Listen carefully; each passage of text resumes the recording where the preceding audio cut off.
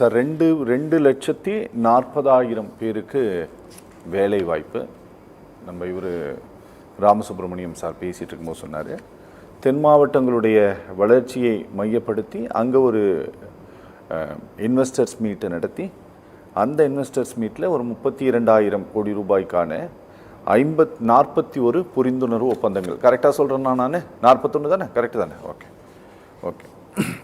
இந்த மாதிரி நிறைய நாங்கள் பண்ணிகிட்ருக்கோம் அப்படின்னு சொல்லிட்டு இருக்கக்கூடிய இந்த விஷயங்கள் குறித்து இந்த அரசு வெள்ளை அறிக்கை கொடுக்கணும் அப்படின்னு சொல்லி எல்முருகன் போன்ற அமைச்சர்கள் எல்லாம், மத்திய அமைச்சர்கள் கேட்குறாங்களே, அப்படி ஏதாவது நமக்கு அபிப்பிராயங்கள் இருக்கா? அப்படி எதாவது கொடுக்குற மாதிரி? இல்லை, இப்போது ஒரு விஷயத்தை தெளிவாக பார்க்கணும். இந்த டேட்டாலாம் நாங்களாக சொல்கிறோமா, ஒன்றிய அரசு சொல்லுதான்னு? அப்போ இந்த ஒன்றிய அரசு சொல்லும்போது இந்த கேள்வியை எல்முருகன் மோடி கிட்ட கேட்டோ இல்லை அந்த டிபார்ட்மெண்ட்டில் கேட்டோ வாங்கிட்டா கூட பிரச்சனை இல்லை. அதே இதுக்கு நாங்கள் தனியாக வேறு சொல்லணுன்றதை தெளிவாக சொல்லிக்கிட்டு நான் சொல்ல ஆசைப்படுறது என்னன்னா, இந்த மாநிலத்துடைய மொத்த உள்நாட்டு உற்பத்தி 17,23,698 கோடி ரூபாய். இது ஒட்டுமொத்த தேசத்தில் 26 மாநிலங்களில் 8 யூனியன் பிரதேசங்களை விட உற்பத்தி அதிகம். சுமார் 120 நாடுகளை விட உள்நாட்டு உற்பத்தி அதிகம். இது நாங்கள் சொன்ன டேட்டா இல்லை. அதே மாதிரி நீங்கள் சொல்கிற மாதிரி வருவாய் பற்றாக்குறையை நாங்கள் குறைச்சிருக்கோம். ஆட்சிக்கு வரும்போது 4.43% இருந்தது. நாங்கள் வந்ததுக்கப்புறம் வருவாய் பற்றாக்குறையை 1.17% குறைச்சிருக்கோம். அதே மாதிரி பார்த்தீங்கன்னா, நீங்கள் முதல்ல அவங்களை கேட்ட மாதிரி நான் தெளிவாக சொல்கிறேன். கல்வியில் நம்பர் 1 மாநிலம் தமிழ்நாடு. அதே மாதிரி பொருளாதாரத்தில் நம்பர் 1 மாநிலம் தமிழ்நாடு. உற்பத்தி துறையில் நம்பர் 1 மாநிலம் தமிழ்நாடு. அதே மாதிரி சமூக மேம்பாட்டில் நம்பர் 1 மாநிலம் தமிழ்நாடு. வறுமை ஒழிப்பில் நம்பர் 1 மாநிலம் தமிழ்நாடு.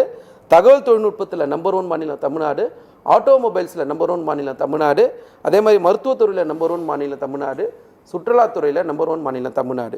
இப்படி எல்லா துறைகள்லையும் வளர்ந்துருக்கோம். இந்த வளர்ச்சியை நம்ம எப்படி பிரித்து பார்க்கலான்னா, தென் மாவட்டங்களில் 3.06 லட்சம் கோடியும், அதே மாதிரி கிழக்கு மண்டலத்தில் 2.46 லட்சம் கோடியும், வடக்கு மண்டலத்தில் 5.97 லட்சம் கோடியாகவும், மேற்கு மண்டலத்தில் 4.82 லட்சம் கோடியாகவும் இதை பார்க்கலாம்.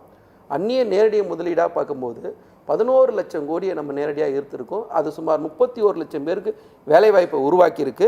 அதே மாதிரி பார்த்தீங்கன்னா, நீங்கள் ஒரு விஷயம் கேட்டீங்க, இந்த கிரெடிட்ஸை மொத்தமாக இவங்க எடுத்துக்கலாமான்னு கேட்டீங்க. அப்படின்னா ஏன் அப்படி நம்ம பேசுகிறோம்னா, தலைவர் கலைஞர் ஆட்சியில் இருக்கும்போது 2010-11 வரைக்கும் பார்க்கும்போது 13.12% இருந்தது. அதுக்கப்புறம் 10 வருஷம் அதிமுக ஆட்சி இருந்தது. நீங்கள் 10 வருஷத்தில் 12ல் 7.4, 13ல் 5.37, 14ல் 7.6, 15ல் 4.92%, 16ல் 8.24, 17ல் 7.15, 18ல் 8.59, 19ல் 7.01, 20ல் 3.25, 21ல் 0.01, அதே மாதிரி 22ல் 7.89, 23ல் 6.17, 24ல் 9.26, 25ல் 11.9%. அப்படின்னா கீழே விழுந்த பொருளாதாரத்தை உயர்த்திருக்கும். அதுதான் பொருளாதார பிறகு எல்லாருமே தெளிவாக ஒரு விஷயத்த சொன்னாங்க. நீடித்த வளர்ச்சி, நிலையான வளர்ச்சி, அனைவருக்குமான வளர்ச்சி. அதாவது நீங்கள் கேட்ட மாதிரி தென் மாவட்டங்களாக இருந்தாலும் சரி, வட மாவட்டங்களாக இருந்தாலும் சரி, எந்த பகுதியாக இருந்தாலும் சரி. இப்போ தென் மாவட்டங்களில் மதுரை மாவட்டமாக இருந்தாலும் சரி, அதில் ஒரு டைட்டில் பார்க்கு. அதே மாதிரி தென்காசி மாவட்டத்தில் 150 ஏக்கரில் சிப்காட் பூங்கா. திருநெல்வேலி மாவட்டத்தில் டாடா எரிசக்தி மற்றும் விக்ரம் சோலார் எரிசக்தி. அதே மாதிரி விருதுநகரில் 1052 ஏக்கரில் ஒரு மினி பூங்கா. அதே மாதிரி தூத்துக்குடியில் நியோ டைட்டில் பார்க். இப்படி எல்லா மாவட்டங்கள்லையும் நீடித்த வளர்ச்சி கொடுக்கணுன்றது தான் தலைவர் தளபதி சொன்னது. நீங்கள் ஆட்சிக்கு வரும்போது அது சகோதரர் தெளிவாக சொன்னாங்க, ஒரு இலக்கை நிர்ணயித்து அந்த இலக்கை நோக்கி போகணும். அப்போ 1 ட்ரில்லியன் எக்கனாமியை நோக்கி நம்ம வளர்ச்சியை கொடுக்கணும் அப்படின்னு சொல்லிட்டு அதுக்கான ஓட்டம் ஒவ்வொரு முறையும் நீங்கள் முதலீட்டாளர் மாநாடு நடத்தினாலும் சரி, இல்லை நீங்கள் தமிழ்நாட்டுக்குள்ளே எந்த மீட்டிங் நடத்தினாலும் சரி, தொழில் மட்டும் நம்ம வளர்ச்சியை கொடுக்கணுன்றதுல ரொம்ப தெளிவாக இருந்தோம். நீங்கள் அதே மாதிரி அதை 2 பேருமே தெளிவாக சொன்னாங்க. பெண்கள் அதிகமான வேலைக்கு போகிற மாநிலம் தமிழ்நாடு தான். உயர்கல்வியிலேயே நம்பர் 1 மாநிலம் தமிழ்நாடு தான். பெண் கல்வியிலேயே நம்பர் 1 மாநிலம் தமிழ்நாடு தான். அப்படின்னா எல்லாருக்குமான வளர்ச்சி, நீடித்த வளர்ச்சி, நிலையான வளர்ச்சி, அதில் நம்ம ரொம்ப தெளிவாக இருந்தோம். நீங்கள் ஒரு விஷயத்தை பார்க்கும்போது இந்திய சராசரிக்கும் தமிழ்நாட்டுடைய சராசரிக்கும், இப்போ உதாரணத்துக்கு 2022ல் 9.7 தான் இந்தியாவோட சராசரி. அது 2023ல் 7.6, 24 9.2%, 24 25 6.5.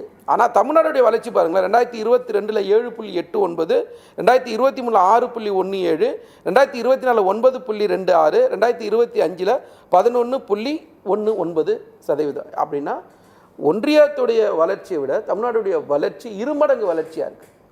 அப்போ தமிழ்நாட்டுடைய இந்த வளர்ச்சியை வந்து எப்பயுமே வந்து ஒட்டுமொத்த, அதாவது முதல்ல ஆட்சிக்கு வந்த உடனே நம்பர் 1 முதலமைச்சர் யாருன்னு சொல்லி ஒரு கருத்து கணிப்பு எடுக்கும்போது நம்பர் 1 முதலமைச்சர் முத்துவேல் கருணாநிதி ஸ்டாலின் வந்தது.